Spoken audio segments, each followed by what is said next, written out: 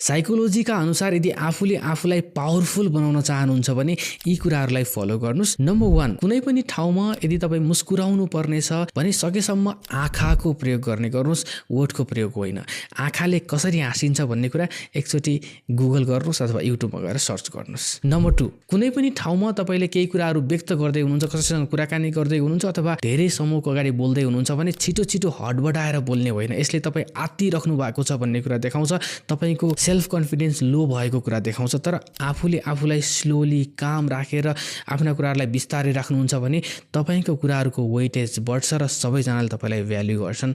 Number 3, कुनै पनि ठाउँमा हिँड्ने बेलामा आफ्नो सोल्जरलाई पछि राखेर चेस्टलाई अप गरेर एकदमै लिडरको तरिकाले हिँड्न सुरुवात गर्नुहोस्। यसले तपाईँलाई एकदमै धेरै कन्फिडेन्ट देखाउँछ। नम्बर 4, कुनै पनि कुराको बारेमा यदि तपाईँलाई जानकारी छैन, तपाईँलाई त्यसको बारेमा आइडिया नै छैन भने त्यसलाई एक्सेप्ट गर्नुहोस्। एक्सेप्ट गरिसकेपछि कुनै पनि व्यक्तिसँग त्यो टपिकको बारेमा डिस्कसन नै नगर्नुहोस्, आफूले आफूलाई साइलेन्ट राख्नुहोस्। Number 5, last but not the least, कुनै पनि ठाउँमा तपाईँलाई इन्भाइट गरिएको छैन भने त्यस्तो ठाउँमा जाँदा पनि नजानुहोस्, त्यसको बारेमा कुरा पनि नगर्नुहोस्, त्यसको बारेमा भिख पनि नमाग्नुहोस् र आफूले आफूलाई एकदमै धेरै स्टेबल राख्नुहोस्। यदि तपाईँलाई राम्रो लाग्यो भने मलाई फलो गर्नुहोस्।